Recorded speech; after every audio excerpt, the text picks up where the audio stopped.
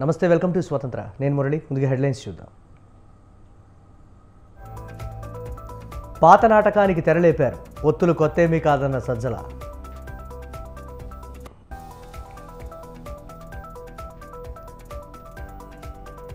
వైసీపీకి ఓటమి భయం పట్టుకుంది. పొత్తులపై తప్పుడు ప్రచారాన్ని తిప్పికొట్టాలన్న చంద్రబాబు.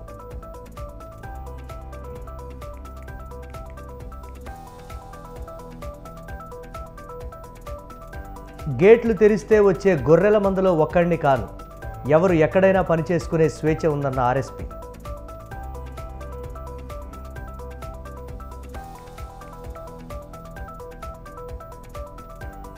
₹100 కోట్ల ముడుపుల వ్యవహారంలో కవిత ప్రమేయం ఉంది. కవిత అరెస్టుపై ఈడీ కీలక ప్రకటన.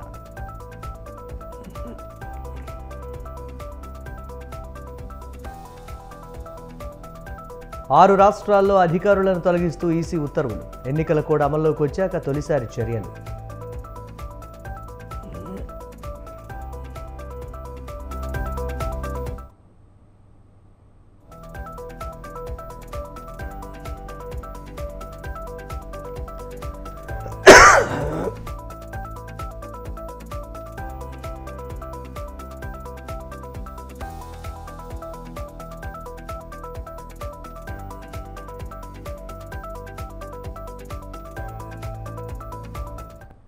ప్రజాగళం సభపై వైసీపీ సీనియర్ నేత సజ్జల రామకృష్ణారెడ్డి ఘాటుగా స్పందించారు. 2014లో టీడీపీ, జనసేన, బీజేపీ కూటమి ఏర్పాటు చేసుకున్నారని, ఇప్పుడు మళ్లీ 10 ఏళ్ల తర్వాత అదే నాటకం ప్రారంభించారని పేర్కొన్నారు. ఆ రోజు ఇచ్చిన హామీలు, ప్రత్యేక హోదాతో సహా తర్వాత ఏమయ్యాయని ఆయన ప్రశ్నించారు. 2014లో కూటమి అధికారంలోకి వచ్చిన తర్వాత ఇచ్చిన హామీలు ఏమాత్రం అమలు చేశారు అంటూ అడిగారు. 3 ఏళ్ల తర్వాత విడాకులు తీసుకుని విడిపోయారని ఎద్దేవా చేశారు. కూటమి నుంచి బయటకు వచ్చిన తర్వాత టీడీపీ అధినేత చంద్రబాబు పట్ల ప్రధానమంత్రి నరేంద్ర మోదీని వ్యక్తిత్వ హననం చేశారు అంటూ సజ్జల రామకృష్ణారెడ్డి విమర్శలు గుప్పించారు.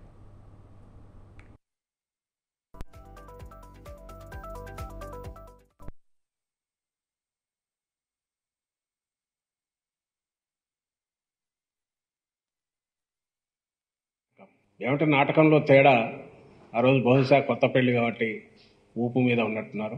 కేవలం ప్రజలను మోసగించడానికి మొహంలో కనపడే ఇది గాని, ఒక గిల్ట్ గాని, అలాంటివి ఏదో ఛాయామాత్రంగా కనపడినట్టుంది. పొత్తులు పెట్టుకోవడం కొత్త కాదు. సరే, ఎన్నికల్లో పెట్టుకుంటుంటారు. చంద్రబాబు నాయుడుకి అయితే అసలు కొత్త కాదు. ఆయన పెట్టుకోకుండా ఎప్పుడు రాడు.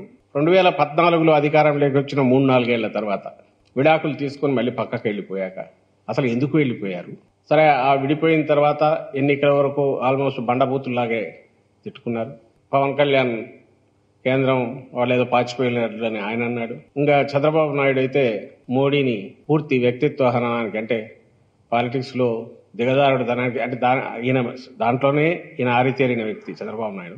అప్పటికి ఇప్పటికీ బహుశా నేను అనుకోవడం తేడా అంటే 10 ఏళ్ళు అయింది కాబట్టి కొంచెం ఆ కూటమి అనేది కూడా పూర్తి 5 ఏళ్లు కూడా ఉండకుండా మళ్ళీ ఇప్పుడు ఏ మోహం పెట్టుకుని ముగ్గురు ఒకే స్టేజ్ మీదకి వచ్చారు. 10 ఏళ్ల తర్వాత అదే నాటకం. ఏమంటే నాటకంలో తేడా ఆ రోజు. తెలంగాణలో తమ ప్రభుత్వాన్ని కాపాడుకోవడంలో ఆత్మరక్షణలో భాగంగా ఎమ్మెల్యేలను చేర్చుకుంటున్నామని పరిగి ఎమ్మెల్యే రామ్మోహన్ రెడ్డి అన్నారు. బీఆర్ఎస్ నేతలు పార్టీ ఫిరాయింపుల గురించి మాట్లాడితే దయ్యాలు వేదాలు వల్లించినట్లు ఉందని ఎద్దేవా చేశారు. గతంలో కాంగ్రెస్ ఎమ్మెల్యేలు పార్టీ మారినప్పుడు స్పీకర్లు అనర్హత పిటిషన్ ఇచ్చేందుకు సమయం ఇవ్వలేదని, ఇతర పార్టీ ఎమ్మెల్యేలను మంత్రివర్గంలోకి తీసుకున్నారని అంటున్న ఎమ్మెల్యే రామ్మోహన్ రెడ్డితో మా ప్రతినిధి రాజు ఫేస్ టు ఫేస్.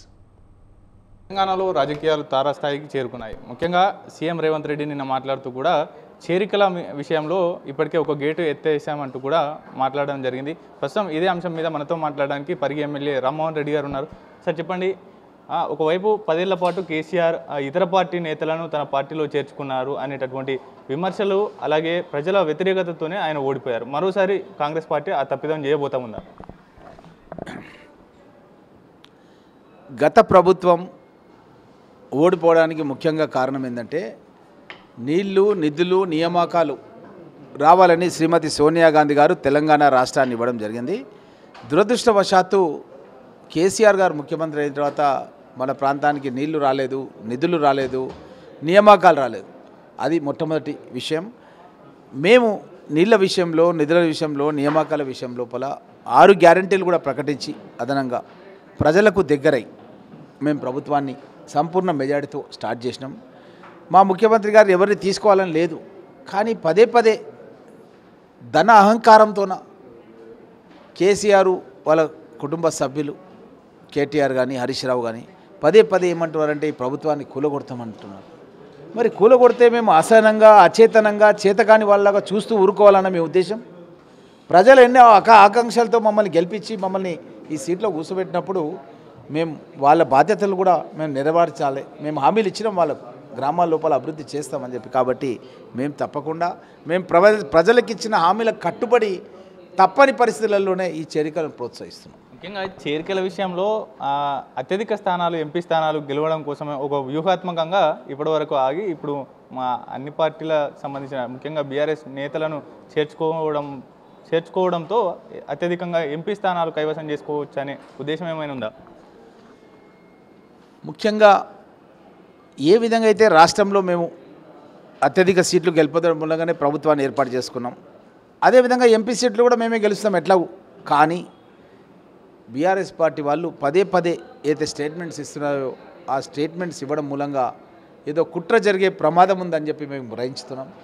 ఆ కుట్ర జరగకుండా ముందే మేము ఎవరైతే మా దగ్గరకు వచ్చి పరస్పర అభిప్రాయాలు మాకు బాగుండి మాతో మాట్లాడుకొని వాళ్ళ యొక్క తీరు బాగుండి మా నాయకులు కనుక అక్కడ కూడా స్థానికంగా కూడా కోఆపరేట్ చేస్తున్న సందర్భం లోపల తెలంగాణ విధ్వంసమైనటువంటి తెలంగాణ రాష్ట్రాన్ని అభివృద్ధి పదంలో తీసుకెళ్ళడానికి మా గౌరవ ముఖ్యమంత్రి రేవంత్ రెడ్డి గారు చేరికలను తప్పనిసరి పరిస్థితుల్లో ప్రోత్సహించాల్సిన పరిస్థితి ఏర్పడింది. ముఖ్యంగా బీఆర్ఎస్ ఎమ్మెల్యేలు నిన్న కావచ్చు ఇవాళ కూడా స్పీకర్ సమయం కోరారు. ఈ అనర్హత పిటిషన్ కూడా ఇవ్వడం జరిగింది. అయితే స్పీకర్ స్పందించడం లేదు, టైం కూడా ఇవ్వడం లేదంటూ కూడా ఆరోపణలు చేస్తాం. స్పీకర్ గారు నిన్న ఆదివారం రోజు చాలా వివాహాలు ఉన్నాయి, మా పరిగికి కూడా ఒక హాస్పిటల్ ఇనాగ్రేషన్ అని చెప్పి తను పరిగికి వచ్చారు. పరిగిలో కూడా నా 100 రోజుల యొక్క అభివృద్ధి పైన నేను ఒక ప్రెస్ మీట్ పెట్టడం జరిగింది. పరిగిలో తను అటెండ్ అయ్యి నిన్న ప్రెస్ మీట్లో మాట్లాడాడు, మీడియాతో మాట్లాడి నిన్న సాయంత్రం 6 గంటల సమయం లోపల. ముఖ్యమంత్రి గారు లేనప్పుడు వీళ్ళు అక్కడికి వెళ్ళి అపాయింట్మెంట్ అంటే ఇదేదో పత్రికల్లో వాళ్ళు ప్రచారం చేసుకోవడానికి తప్ప తను నగరంలోనే లేడు, సొంత జిల్లాలో ఉన్నాడు, వికారాబాద్ జిల్లాలో ఉన్నాడు తను. కాబట్టి ఈరోజు వెళ్ళారు, ఇచ్చారు, రిప్రజెంటేషన్ ఇచ్చారు, చూశారు కదా. మరి లేనప్పుడు ఎట్లా వీలవుతాయి? గతంలో వాళ్ళు ఎన్నోసార్లు మేము గతంలో మధుసూనాచారి దగ్గరికి, పోచారం శ్రీనివాస్ రెడ్డి దగ్గరికి మేము ఎన్నోసార్లు తిరిగినాం. మాకు అపాయింట్మెంట్లు ఇవ్వలేదు, మమ్మల్ని కలవలేదు. మేము అక్కడ కింద కూర్చొని కూడా మేము నిరసన తెలిపినాం చాలా సందర్భాల లోపల. మార్షల్స్ని తీసుకొచ్చి నన్ను గెంటేసారు అసెంబ్లీ నుంచి గతంలో 14 లోపల. కాబట్టి వాళ్ళు చేసిన పనులన్నీ కూడా ప్రజలందరికీ కూడా తెలుసు. ఇది ఓవరాల్గా పార్టీ చేరికలకు సంబంధించి ఇప్పటికే సిటీ సరౌండింగ్ ఏరియాలో పూర్వపు హైదరాబాద్కు సంబంధించినటువంటి 4 ఎమ్మెల్యేలు ఉన్నాం. మాకు ఎవరికో దాదాపు అర్హత ఉన్న వాళ్ళకి ఎవరికైనా కాంగ్రెస్ పార్టీ అవకాశం ఇస్తుంది, మంత్రివర్గంలోకి తీసుకుంటుంది అనేటటువంటి ఆశాభావం వ్యక్తం చేస్తూ ఉన్నారు. మరోవైపు ఆ చేరికల విషయంలో పూర్తి స్థాయిలో కూడా ప్రభుత్వాన్ని నిలుపుకునేందుకే ఈ చేరికలు చేస్తూ ఉన్నామనేది కూడా చెబుతున్నటువంటి పరిస్థితి ఉంది. ఇది ఓవరాల్గా పరిగి ఎమ్మెల్యే రామ్మోహన్ రెడ్డి గారు చెప్తున్నటువంటి పరిస్థితి ఉంది. కెమెరా పర్సన్ అఖిల్తో రాజు, స్వతంత్ర టీవీ, హైదరాబాద్. ఇండియా కూటమి గర్జించింది. రానున్న పార్లమెంట్ ఎన్నికల్లో అధికార బీజేపీకి పెను సవాల్ విసిరింది. రాహుల్ గాంధీ ఆధ్వర్యంలో భారత్ జోడో న్యాయయాత్ర ముగింపు సందర్భంగా జరిగిన మహాసభ ఇండియా కూటమి ప్రతిపక్ష పార్టీల ఐక్యతను చాటి చెప్పింది. పార్లమెంట్ ఎన్నికలు బీజేపీ భావిస్తున్నట్లు నల్లేరుపై నడక కాదని కూటమి హెచ్చరించింది. రానున్నది సంకుల సమరమే సవాల్ అని నిర్ణయించింది.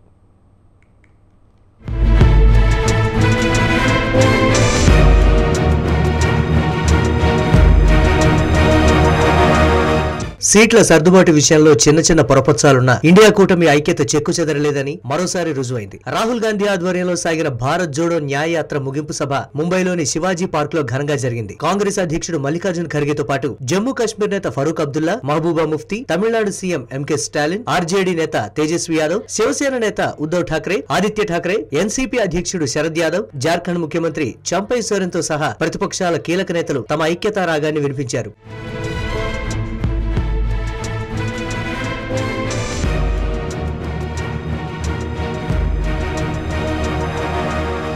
జనవరి 14న మణిపూర్లోని ఇంఫాల్లో కాంగ్రెస్ నాయకుడు రాహుల్ గాంధీ ఆధ్వర్యంలో ప్రారంభమైన భారత్ జోడో న్యాయయాత్ర అసోం, పశ్చిమ బెంగాల్, బీహార్, గుజరాత్, ఉత్తరప్రదేశ్ తో సహా దాదాపు 15 రాష్ట్రాలు 100కు పైగా లోక్సభ నియోజకవర్గాల మీదుగా సాగుతూ ముంబైలో ముగిసింది. దాదాపు 2 నెలలు 6700 కిలోమీటర్ల పాటు పాదయాత్ర, వాహనయాత్ర సాగింది. సెంట్రల్ ముంబైలోని డాక్టర్ బిఆర్ అంబేద్కర్ స్మారక చైత్య భూమి వద్ద నివాళులర్పించి రాజ్యాంగ పీఠికను చదవడం ద్వారా రాహుల్ గాంధీ తన 63 రోజుల భారత్ జోడో న్యాయయాత్రను ముంబైలో ముగించారు. దాదాపు 2 లక్షల మంది ప్రజలు హాజరైన ఈ మహాసభలో కాంగ్రెస్ మాజీ అధ్యక్షురాలు సోనియా గాంధీ కూడా పాల్గొన్నారు. కాంగ్రెస్ జనరల్ సెక్రటరీ ప్రియాంక గాంధీ వాద్రా ముందు రోజే ముంబై చేరుకుని యాత్రలో తన సోదరుడితో పాటు పాల్గొన్నారు. రాహుల్ యాత్ర ముగింపు సభలో పాల్గొనడం ఆనందంగా ఉందని, రాహుల్ యాత్ర సందర్భంగా దేశంలో వాస్తవ పరిస్థితిని అర్థం చేసుకోవడానికి ప్రజల్లో చైతన్యం తెచ్చేందుకు తోడ్పడిందని ప్రియాంక గాంధీ వాద్రా అన్నారు.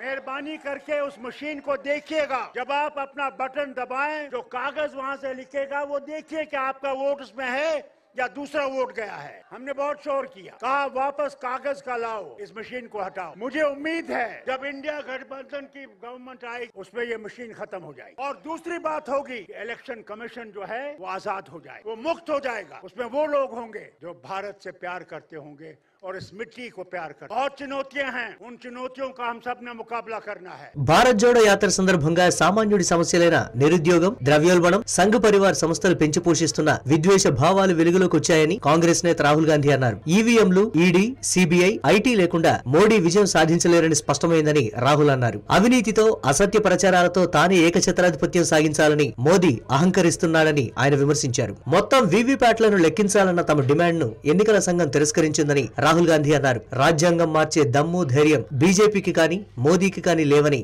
రాహుల్ స్పష్టం చేశారు. एक शक्ति से लड़ रहे हैं। अब सवाल उठता है वो शक्ति क्या है। जैसे किसी ने यहाँ कहा राजा की आत्मा ईवीएम में है। सही है, सही है, राजा की आत्मा ईवीएम में है, हिंदुस्तान की हर संस्था में है, ईडी में है, सीबीआई में है, इनकम टैक्स डिपार्टमेंट में है। एक वरिष्ठ नेता, नाम नहीं लेना चाहता हूँ, इसी प्रदेश के एक वरिष्ठ नेता कांग्रेस पार्टी को छोड़ते हैं और रो के कहते हैं, मेरी माँ से रो के कहते हैं कि सोनिया जी मुझे शर्म आ रही है, मेरे में इन लोगों से, इस शक्ति से लड़ने की हिम्मत नहीं है, मैं जेल नहीं जाना चाहता हूं। और ये एक नहीं है, ऐसे हजारों लोग डराए गए हैं। क्या आप सोचते हो शिवसेना के लोग, एनसी के लोग ऐसे ही चले गए? नहीं, जिस शक्ति के मैं बात कर रहा हूं उन्होंने उनका गला पकड़कर उनको बीजेपी की ओर किया है और वो सब डर के गए हैं. మోదీ గ్యారంటీలన్నీ సంపన్నులకే అని, ఇండియా కూటమి సామాన్యులకు గ్యారంటీ ఇస్తోందని కాంగ్రెస్ అధ్యక్షుడు మల్లికార్జున్ ఖర్గే అన్నారు. ప్రజలు దేశ భవిష్యత్తును దృష్టిలో పెట్టుకుని జాగ్రత్తగా ఆలోచించి ఓటు వేయాలని, మోదీ మరోసారి గెలిస్తే మున్ముందు ఎన్నికలే ఉండబోవని ఖర్గే అన్నారు.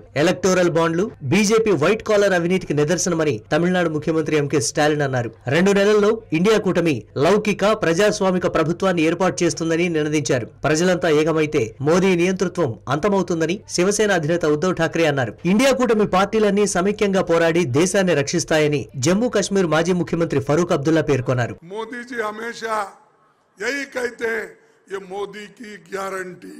और मोदी जी के कार्यक्रम क्या है? ये सिर्फ अमीर के लिए है। गारंटीज हमारे गरीब तबके के लिए, भलाई के लिए है, लेकिन मोदी जी की गारंटी सिर्फ चंद अमीर लोगों के लिए है। जो अमीर रोज अमीर बन रहा है, गरीब और गरीब बन रहा है. He calls India alliance corrupt, but electoral bond scam proved BJP is corrupt. Who collected 8,000 crore rupees in the name of electoral bonds? It is a white collar corruption of BJP. Can such PM talk about corruption? రాజ్యాంగాన్ని మార్చేందుకే మోదీ 400 సీట్లు గెలవాలని చెబుతున్నారని PDP అధ్యక్షురాలు మహబూబా ముఫ్తీ హెచ్చరించారు. కూటమి పార్టీలన్నీ సమైక్యంగా పోరాడతామని, ఎన్నికల్లో విజయం సాధిస్తామని ఆప్ నేత సౌరభ్ భరద్వాజ్ స్పష్టం చేశారు. భారత్ జోడో న్యాయయాత్ర ముగింపు సందర్భంగా కాంగ్రెస్ మాజీ అధ్యక్షుడు రాహుల్ గాంధీని సమాజ్వాదీ పార్టీ అధినేత అఖిలేష్ యాదవ్ అభినందించారు. రాహుల్ యాత్ర అంకిత భావానికి నిదర్శనమన్నారు. అనివార్య కారణాల వల్ల ఈ కార్యక్రమానికి రాని అఖిలేష్ యాదవ్ ఎక్స్ ద్వారా తన సంఘీభావాన్ని తెలిపారు.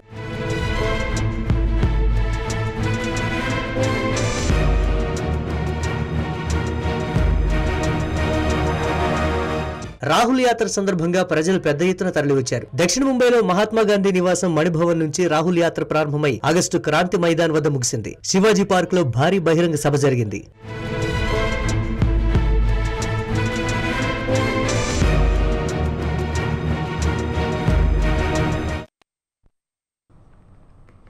ఎన్నికల నగారా మోగడంతో అధికార విపక్షాలు ఒకరిపై ఒకరు డైలాగ్ వార్ను తీవ్రతరం చేశారు. సవాళ్లు ప్రతి సవాళ్లతో విరుచుకుపడుతున్నారు. విమర్శనాస్త్రాలు సంధిస్తూ ప్రత్యర్థులను ప్రజల్లో పలుచన చేసే పనిలో పడ్డారు. ఈ క్రమంలోనే జగిత్యాల వేదికగా ప్రతిపక్షాల టార్గెట్గా రెచ్చిపోయారు ప్రధాని మోదీ.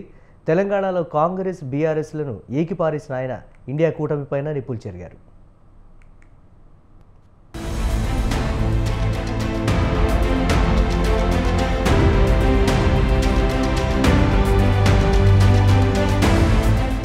దక్షిణాది రాష్ట్రాలపై పట్టు కోసం ప్రయత్నిస్తున్న బీజేపీ ఎన్నికల వేళ తెలంగాణపై మరింత ఫోకస్ పెట్టింది. ఈ క్రమంలోనే జగిత్యాల జిల్లాలో విజయ సంకల్ప యాత్రను నిర్వహించింది. ఈ సభకు హాజరైన ప్రధాని మోదీ విపక్షాలే టార్గెట్ గా నిప్పులు చెరిగారు. శివాజీ మైదానంలో కాంగ్రెస్ అగ్రనేత రాహుల్ గాంధీ చేసిన శక్తి వ్యాఖ్యలకు కౌంటర్ ఇచ్చారు. శక్తిని వినాశనం చేసే వాళ్లకు, శక్తికి పూజ చేసే వాళ్లకు మధ్య పోరాటం జరుగుతుందని, శక్తిని ఖతం చేస్తామన్న రాహుల్ గాంధీ ఛాలెంజ్ ను స్వీకరిస్తున్నానని తెలిపారు. मैं भारत माँ का पुजारी हूँ। मैं आप शक्ति स्वरूपा सब माता बहन बेटियों का भी पुजारी हूँ। और जिन्होंने कल शिवाजी पार्क में इंडिया अलायंस ने अपना घोषणा पत्र शक्ति को खत्म करने के लिए किया है, मैं इस चुनौती को स्वीकार करता हूँ और मैं इन शक्ति स्वरूपा माताओं बहनों की रक्षा के लिए जान की बाजी लगा दूंगा. శక్తి రూపంలో మహిళలు తనను ఆశీర్వదించేందుకు వచ్చారని, ప్రతి మహిళ ఒక శక్తి స్వరూపంలా కనిపిస్తుందని ప్రజలను ఉద్దేశించి వ్యాఖ్యానించారు మోదీ. ఈ సందర్భంగా తాను భారతమాతకు పోజారనని, అలాగే ప్రతి మాత సోదరి కుమార్తెలకు తాను పోజారనని చెప్పుకొచ్చారు. శక్తి స్వరూపులైన మహిళల రక్షణ కోసం తాను ప్రాణాలు అర్పించేందుకు సిద్ధంగా ఉన్నానన్నారు. చంద్రాయన్ విజయవంతమైన ప్రాంతాన్ని కూడా శివశక్తి అని పేరు పెట్టుకున్న విషయాన్ని ఆయన గుర్తు చేశారు. कल शिवाजी पार्क में इंडिया अलायंस ने अपना घोषणा पत्र शक्ति को खत्म करने के लिए किया है, मैं इस चुनौती को स्वीकार करता हूं और मैं इन शक्ति स्वरूपा माताओं बहनों की रक्षा के लिए जान की बाजी लगा दूंगा. अरे हमने तो चंद्रयान की सफलता को भी किसको समर्पित किया?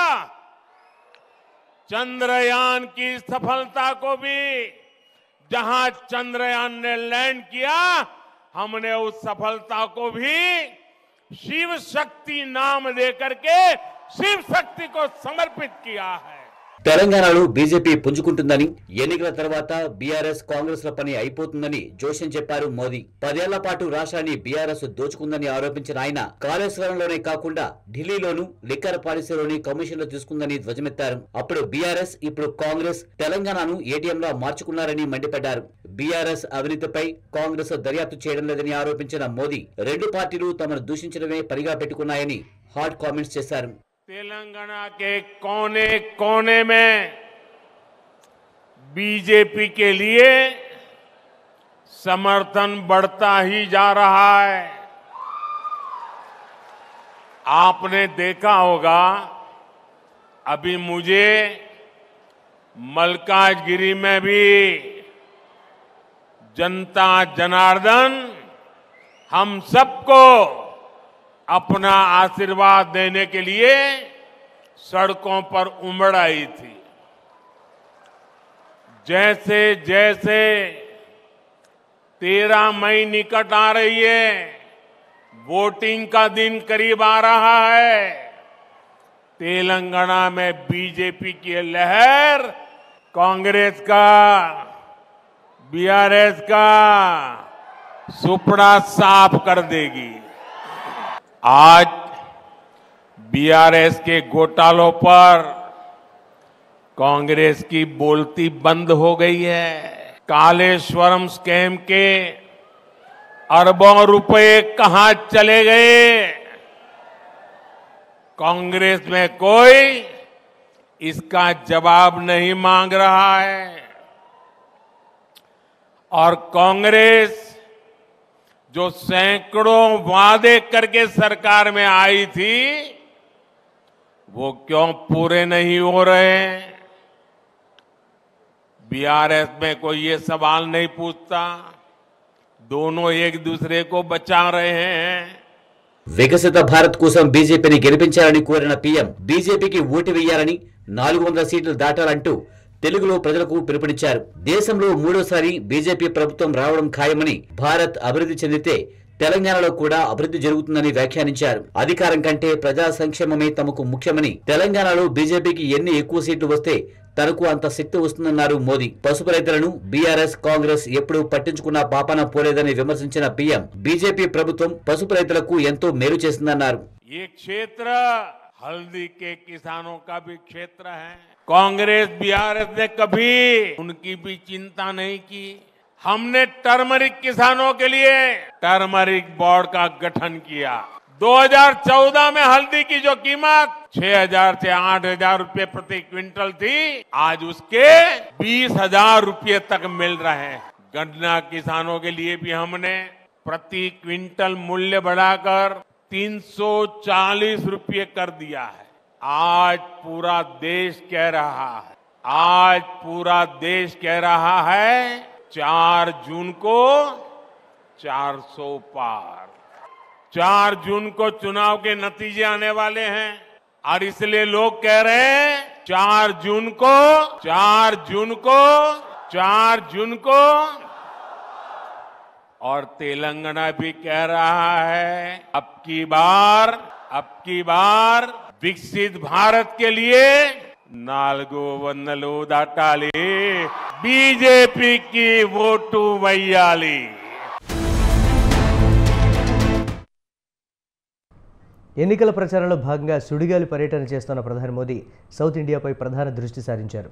4 రోజుల పాటు తెలుగు రాష్ట్రాల్లో పర్యటించిన ప్రధాని తెలంగాణలో అధికార పక్షంపై నిప్పులు చెరిగారు. కానీ టీడీపీ, జనసేన, బీజేపీ ఉమ్మడిగా నిర్వహించిన ప్రజాగళంలో మాత్రం ఆచితూచి మాట్లాడారు. వికసిత్ ఆంధ్ర కావాలంటే ఎన్డీఏకు 400కు పైగా సీట్లు రావాలన్న మోదీ ఏపీలో ఎన్డీఏ కూటమి గెలిపించాలన్నారు. కానీ అధికార వైసీపీ విషయంలో మాత్రం శుతిమెత్తని విమర్శలే చేశారు. ఏపీ సర్కారు అవినీతికి పాల్పడుతోందన్న ప్రధాని కాంగ్రెస్, వైసీపీ ఒకటే అన్నారు.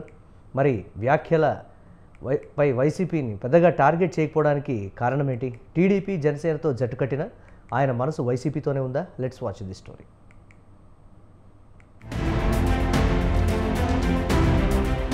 ఆంధ్రప్రదేశ్లో ఎన్నికల శంఖారవం ప్రతిధ్వనించింది. అధికార వైఎస్ఆర్ కాంగ్రెస్ పార్టీతో పాటు ప్రతిపక్షాలు ఎన్నికలకు రెడీ అయ్యాయి. వచ్చే ఎన్నికల్లో టీడీపీ, బీజేపీ, జనసేన కూటమి అధికార వైఎస్ఆర్ కాంగ్రెస్ పార్టీని ఎదుర్కొనేందుకు వ్యూహాలు అమలులో బిజీగా ఉన్నాయి. ఎన్డీఏ కూటమి ఏర్పాటైన తర్వాత మరోసారి ప్రధాని మోడీ ఆంధ్రప్రదేశ్ ఎన్నికల ప్రచారంలో పాల్గొన్నారు. ఈ సందర్భంగా ఏపీ ప్రభుత్వంలో అవినీతిపై ప్రధాని మండిపడ్డారు. మంత్రులు అవినీతిలో పోటీ పడుతున్నారు అంటూ విమర్శించారు ప్రధాని మోడీ. అయితే ఏపీ సీఎం జగన్ గురించి ఎక్కడ ఒక్క మాట కూడా మాట్లాడలేదు. 2019 ఎన్నికల్లో ఏపీలో వైసీపీ, కేంద్రంలో మోడీ నాయకత్వంలో ఎన్డీఏ కూటమి అధికారంలోకి వచ్చాయి. 2019 మొదలు నిన్నటి వరకు ప్రధాని మోడీ, ఏపీ సీఎం జగన్మోహన్ రెడ్డి సఖ్యతగా ఉన్నారు. ఈ 5 ఏళ్ల కాలంలో మోడీ ఒక్కసారి కూడా ఏపీ ప్రభుత్వం పైన కానీ మంత్రులపైన ఒక్క విమర్శ కూడా చేయలేదు. పైగా రాష్ట్రానికి వచ్చిన ప్రతిసారి సీఎం జగన్మోహన్ రెడ్డిని మెచ్చుకునే ప్రయత్నం చేశారు మోడీ. మరోవైపు సీఎం జగన్ కానీ మంత్రులు గారి మోడీపై ఎలాంటి విమర్శలు చేయలేదు. ఎప్పటికీ తాము మోదీకి మద్దతుగా నిలుస్తామనే భరోసాను జగన్ వైసీపీ సర్కార్ ఇస్తూ వచ్చింది. అందువల్లనే టీడీపీ, బీజేపీ, జనసేన ఉమ్మడి సభలో ప్రధాని పాల్గొన్న విమర్శలు చేసినా జగన్ను పూర్తిగా దూరం పెట్టే అభిప్రాయం ఏ కోశానా కనిపించలేదు.